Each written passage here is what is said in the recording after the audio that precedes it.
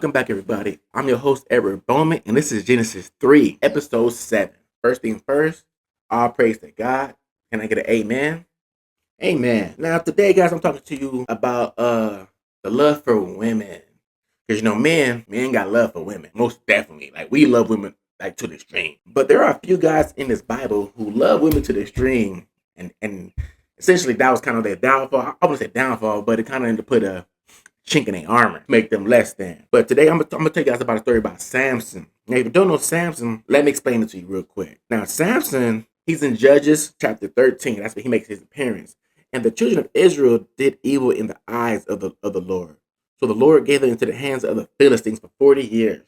The Philistines, right? So, and there was a certain man from Tessora of the clan of the Danaanites, whose name was Manoah. And his wife was barren and had no children, right? So the messenger of the Lord came to the woman and said to her, see now, you are barren and have not borne, but you shall conceive and you shall bear a son. Now he told her, please guard and do not drink wine or strong drinks, and do not eat any unclean food, for you are conceiving and bearing a son. And let no razor come upon his head, no razor come upon his head, for the youth is a Nazarite to the Elohim from the womb on. He shall begin to save Israel out of the hand of the Philistines. So Samson's whole point was that he would save Israel out of the hands of the Philistines. But we can go to chapter 14, and Samson went down to Temoah and saw a woman in Timnah of the daughters of the Philistines. Now Samson saw her and said, Daddy, I like her. I want to marry her. And Daddy's like, what? That woman's the Philistines. You can't find nobody else around here.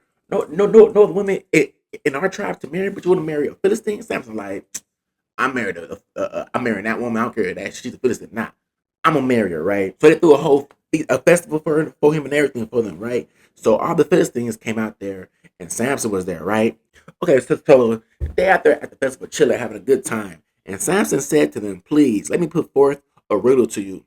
If you clearly solve and explain it to me within 7 days of the feast, then I shall give you 30 linen of garment and 30 changes of change of the garments. But if you are unable to explain it to me, then you shall give me 30 linen shirts and 30 changes of garments."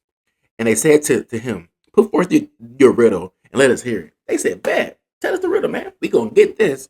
So Samson said to them, out of the eater comes forth food, and out of the strong comes forth sweetness.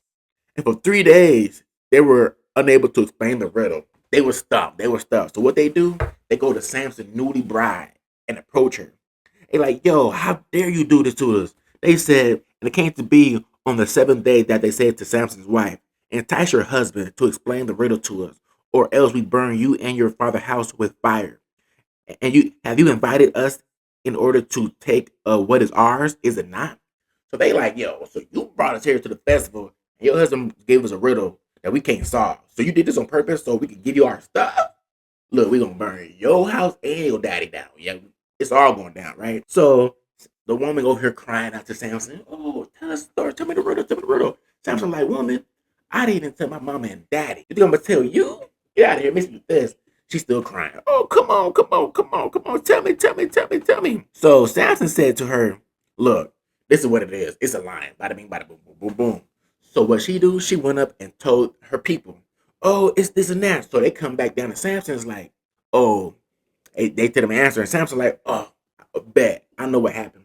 So Samson is P.O. They went, the father went and took the daughter and gave her away to like one of his companions. So Samson said to them, this time I am blameless regardless of the Philistines if I do evil to them. So Samson went and caught 300 foxes and took torches and turned them tail to tail and put a torch between each pair of tails and set the torches on fire and sent them out into the standing grain of the Philistines. And he burned up both the socks and the standing grain and even the vineyards and the olive trees. And the Philistines said, who did this? They was like, yo, who burned all our stuff down? They like, yo, that Samson did that. So they like, yo, Samson, you did this, Samson, you did this. They were down there, Samson, marching on them. Do you know? and Samson said to them, though you do this, yet I shall be avenged on you, and after that I cease. And he struck them hip and thigh, a greater slaughtering, and went down and dwelt in the cleft of the rock of the Etam. So what Samson did, they all came down to Adam. Samson beat him down, killed him. Then he went to a cave and slumbered there and chilled. But get this, he's still not done. So then the people like he tried to come down and like, yo, Samson, we gotta take you houses, man. We gotta turn you over. We gotta turn you over. And he like, y'all gonna kill me? They're like, no, we ain't gonna kill you. He's like, all right, bet. You could tie my hands and all this stuff, but I ain't gonna do nothing. So they pick him up and do all that. And the ropes that were on his arms became like flax that had burned with fire, and his bonds broke loose from his hands. And he found a fresh jawbone of a donkey and put out his hand and took it and struck 1,000 men with it.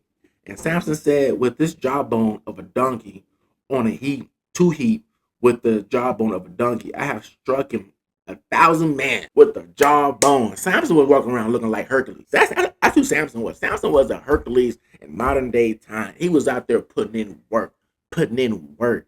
My goodness. Samson, don't get it twisted. That's what Samson was, a Nazarite. He was here to deliver Israel out of the hand of the Philistines. And what he was doing was giving them problems, giving them hell. But look at this. Samson later on fell in love with another woman, Delilah. Now she out here doing everything she can in the books.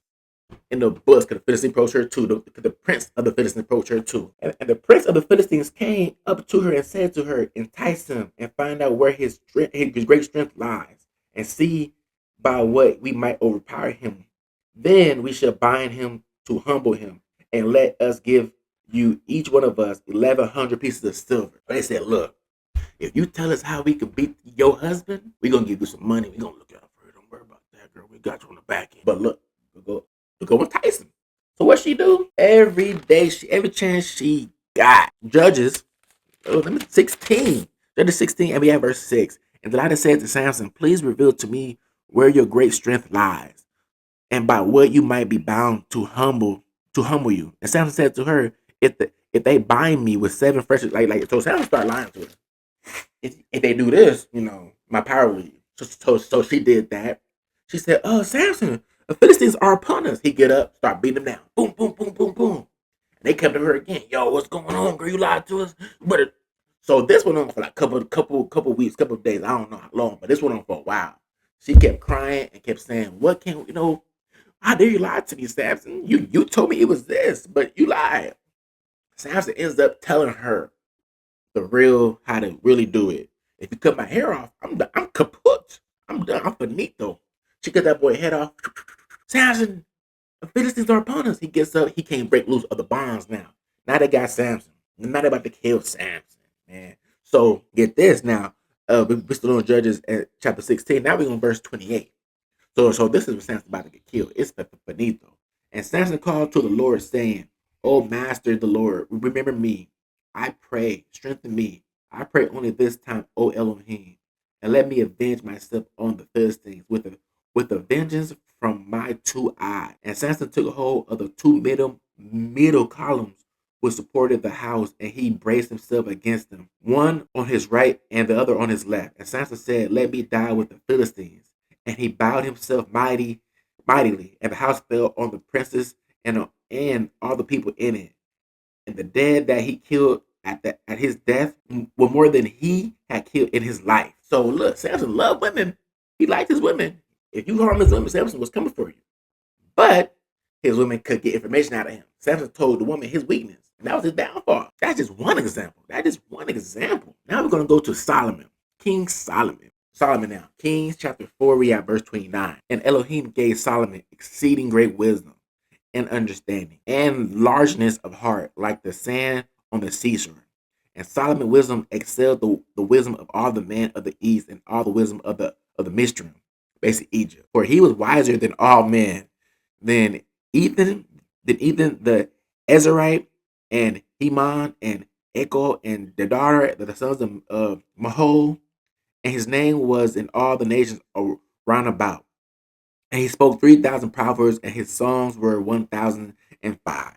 So Solomon was him. Solomon was that dude. His dad was David. Solomon was sad. But look at this though. Chapter 11, y'all. Chapter 11.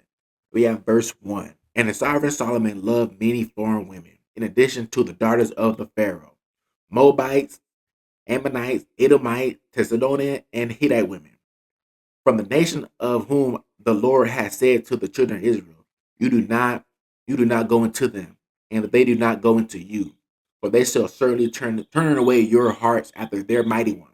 Solomon clung to these in love, and he had 700 wives. 700. Solomon had 700 wives, princesses, and 300 concubines, and his wife turned away his heart.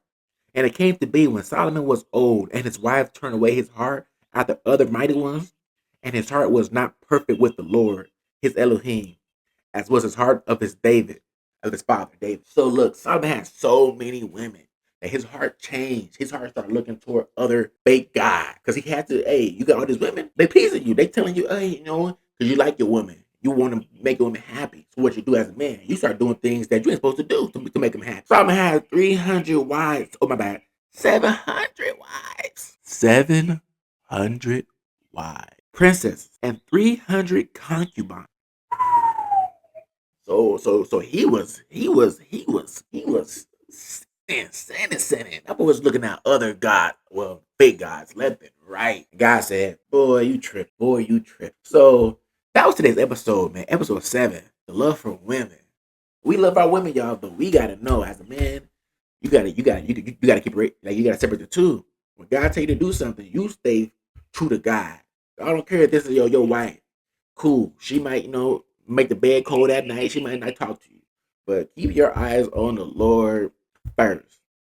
Make sure the Lord is happy with you. Then, you could be cool with your wife. But your wife have to know a man gonna move how the man is gonna move. Now, I'm not saying you're supposed to be up at night talking trash to your wife. I'm not saying that. Like, God told me to tell you this.